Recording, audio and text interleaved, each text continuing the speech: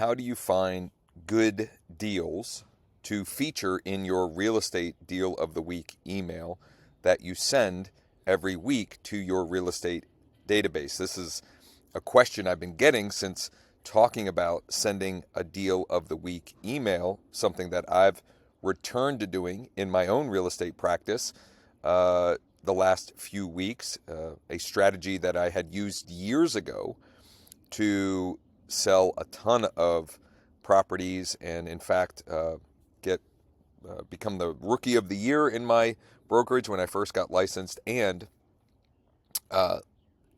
be number one in sales in my second year at the brokerage. This strategy was at the heart of it. But how do you find a good deal when inventory is low and there's lots of competition, etc.? Well, I want to share a strategy in this video, and then I want to show you several different ways or tools that you can use to implement the strategy. So the strategy is this. You're looking for properties that have been listed for 30, 60, 90 days or more, somewhere in that range, have had price reductions, and are currently listed below AVM values. Okay, so again, looking for properties that have been on the market for a bit, that have had reductions, which would indicate potentially motivation, and also are below the automated valuation models. Okay, and so I want to walk you through 3 different ways that you can implement this strategy. It will require some work, but it is work worth doing because it will create more conversation opportunities and help you generate more clients and obviously sell more homes. Okay, so number 1, I'm in my MLS. Now, your MLS, you may have a different look and feel to it, but the actual principles here and the steps here, you may have to just figure out how to do in yours, but it's certainly applicable. So I'm going to go and search residential sale, and I'm going to choose, just for the sake of this video, this demonstration, I'm going to choose Carlisle, which is a local city here nearby. It's not the one I live in, but it's nearby. Okay, so when I choose Carlisle, let me move my face here. I've got 108 matches. I'm going to deselect coming soon because obviously if it's coming soon, it can't have been listed for a number of days. I am going to scroll down here and I'm going to choose days on market. I'm going to go 60 plus and see what we got. Now we've got 40 there at been on market for 60 plus days. So I'm gonna go with that, and I think I'm just gonna see what we've got from that. Oh, you know what? I don't want new construction for this particular strategy. Now, new construction, there are some strategies for finding good deals for that. I'm going to save that for a different video. So I'm going to choose new construction. No. Okay, now I've only got 14. Okay, so that's a nice manageable number. I've got 14 here. I'm going to select all. I'm going to choose export. And you may have to play with the export settings here. I think standard export is the right one for what we're trying to pull up here. So I've exported that out. And what I'm going to do, I'm going to open up my this CSV file, okay, this spreadsheet here. So I've got these 14 listings. I've got the original price, the current price, and the last list price. The last list price, I think, is, so it started at $350. They may have dropped it to like $340 and then $335. It's just kind of like showing the trend down, let's say. And you can see here, these are, this is how this is useful. This is great, actually. You can see ones that have had multiple reductions. So, for example, this top one here, 4 Strawberry Lane. Okay, it started at $350. The last list price was $335, and now it's at $324.9. So it has had multiple reductions. It's been listed for more than 60 days. Now, the other factor is, how does this current price relate to automated values, right? What is it, how does it compare as far as that goes. Okay, so that's one I'm going to take a deeper look at. And then here's another one, 1819 Spring Road. This one has had multiple reductions and has been reduced nearly, what is that, 85,000. It has dropped 85,000 since the original list price, and it's been listed for 254 days. That might be another one that we'll take a peek at as well. This one has also been listed a while and has had multiple reductions. But just for demonstration purposes, I'm going to go 4 Strawberry Lane here. Let's see what the automated values are on 4 Strawberry Lane. And to do that, I'm going to use Remine. Now, you could also use RPR. The problem with RPR in this scenario is the fact that it's going to show the list price, and it's a little harder to find the automated values for that in that scenario. Okay, so 4 Strawberry Lane, Carlisle. Where is it here?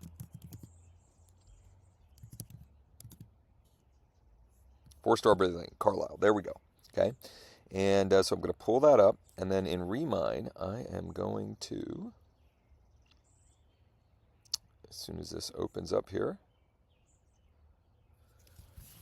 in Remine, we're going to, on the right-hand side, you can see that it's listed here. On the right-hand side, I'm going to click Valuation. And our first one that shows up is First American, right, which is a data provider that appraisers do use. It's actually showing that it is, there's value there. There's meat on the bone, let's say. Now, the Zestimate is lower.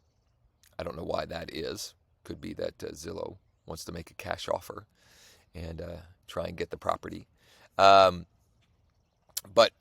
if we go back to the spreadsheet here, we go back to the spreadsheet here and get the right one. We've got a current list price of $324,900, and at least according to this one AVM, First American, there's some value there potentially, right? So the reason why I could feature this deal is the fact that, hey, it's been listed for over 2 months. They've had multiple price reductions, and there's still some value there. Okay, and just so you know, one of the reasons why we're looking for this is if you've got a buyer who maybe they need some seller help, or their financing type isn't ideal and they've been struggling to get approval because of that, there might be room to so theoretically I might come in and let's say we offer $330 and we ask for $10,000 in seller help, right? We're looking for, is there at least some evidence that an increased price it might still appraise for? Okay, so that's the first way we're doing. We're implementing this strategy. Now, the second way, I'm going to show Remine, and if you don't have Remine, you can skip ahead to the last one, because the last strategy I'm going to show you, all of you can implement whether or not you have Remine. But I just want to show you this for those that do have access to this data. Okay, so I'm going to go, I'm going to choose Carlisle, okay, because I want to show, I'm going to try and pull the same data and just show you different ways to slice it. Whoops, I'm going to type in here. Carlisle, PA. Okay, so we bring that up. And now we're going to go to Advanced Search. And we're going to select Active. We're going to select some other filtering here. We're looking for single family or townhome or condo. Also select residential. Whoops, I'm going to apply that, and let's see here. We want to the listed date. We want to start on. I'll just go back just for simplicity. I'll go to April. And we got 0 there. How is that possible? All right. Well, I'm going to clear that out then. We'll just get rid of that criteria. Whoops. There we go. So I got 51. Just to keep this moving along here, I'm gonna I'm going to choose list results. I'm going to select all. I'm going to add to a cart. We'll call this Carlisle Active. And what's the date today? 6/10/24, let's say. Okay, I'm going to add those to cart. And I'm going to go to carts. And I don't know why. Maybe there's an easier way to do this, but this is the only way I've found to export the data, because I want to be able to check out the data and information similar to the first way that I was demonstrating. Carlisle Active 6/10/24 export. Now it's going to take a minute for that data to show up under alerts. So in the meantime, what I'm going to do here is I'm going to pop over to PropStream. This may be the best and easiest, quickest way.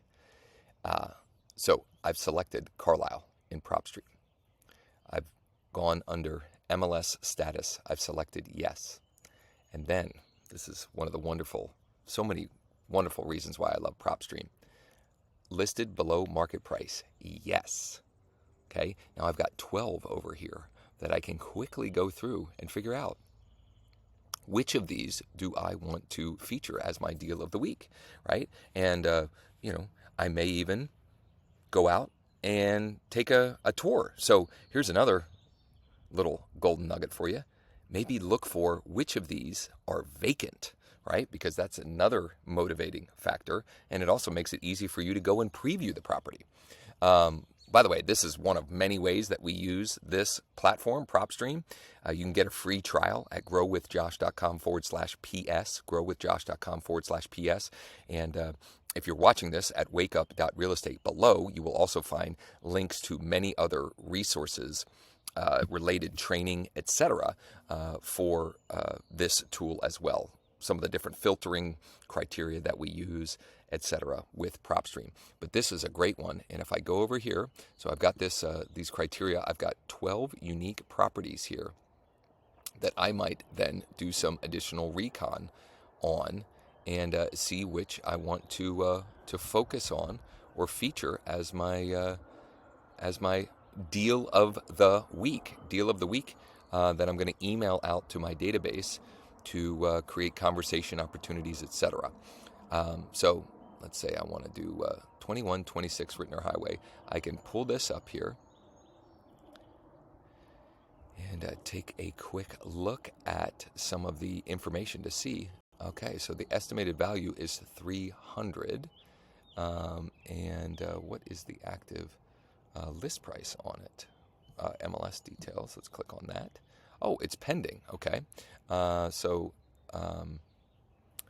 that means we've got to keep looking, right? But it does indicate the estimated value 300. The price that it was listed at was 289. Okay, so there is some proof of concept there. Let's pull up 280 Hamilton MLS. That one is also pending. Let's see if we can find one that is not listed as pending. Let's see here. You know what? I'll bounce back over 1424 West Trindle. The point here is there is some work involved here, but it's work that is demonstrating expertise when you then communicate it to your database, right? It shows and demonstrates to your database that you are actively, oh, this one's active, perfect, that you are actively in the market, doing the work, working hard to learn and get better, etc. Oh, look at this. This one is back on market due to buyer financing falling through 2 days before.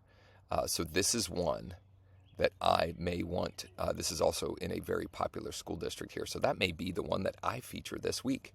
Time will tell. But regardless, the 3 strategies here. Okay, so it's actually 3 ways to execute the one strategy. The strategy is look for properties that have been listed for 60 plus days, have had one or multiple price reductions, and potentially below market value, quote unquote, right? Automated valuation models. And that will give you a great targeted list of properties that you can then do some additional due diligence to see, does this make sense for me to feature as my deal of the week? Below this video, you will find lots of additional resources, etc., including my deal of the week email template. That I've been sending out to my database, and some other resources that will help you on the execution of that strategy. If you would like to chat about this strategy, or how you can select a niche that you want to go after in your marketplace, those strategy calls are something that we love to do here. We call it a real estate niche operating system, and I'd be happy to chat and come up with a game plan to help you grow your business and attract more of the type of clientele that you would like to be helping and serving in your marketplace.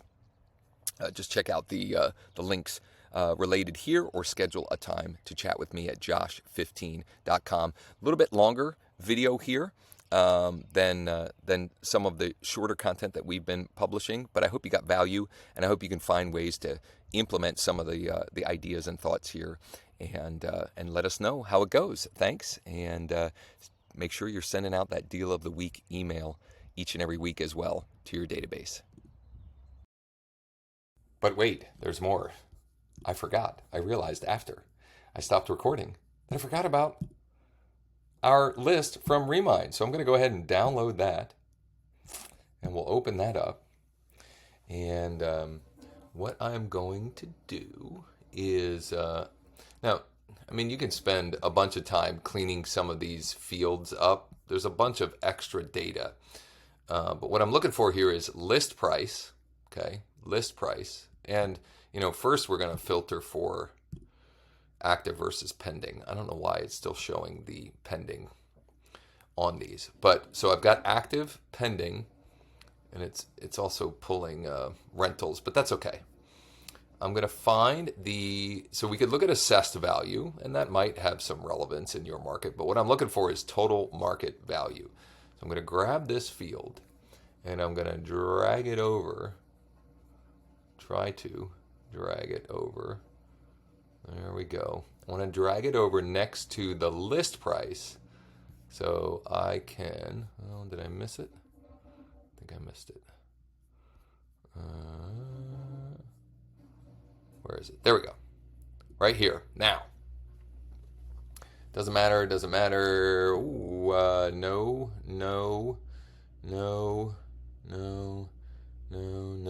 I'm looking for where the total market value is greater than the current list price.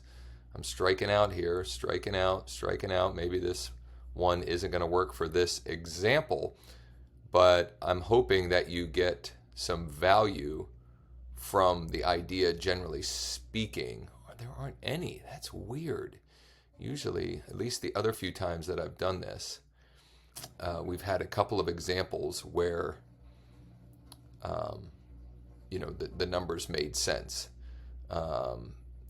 Anyway, unfortunately, in that example, it didn't. That's what I get for, I guess, doing it live. Oh, no, wait a minute. Here we go. We've got one where the current list price is $98,000 and the total market value is $109,000. What's the address of this property? 141 Southeast Street. That's a confusing address. So let me, so what I'm going to do, I'm going to go back over to my MLS. 141 Southeast, I think is what it was. Let's see. Okay, so it's active. It's listed at $98,000.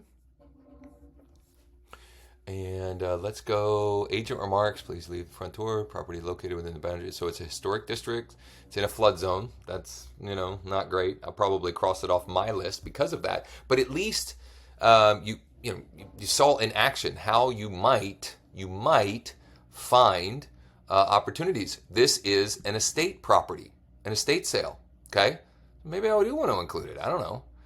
It's been listed for 21 days. The original list price $98,000, but it's an estate sale. Maybe if we have somebody that wanted to make an all-cash offer on it, it could make sense for them. Bring your tools and build some equity, it says.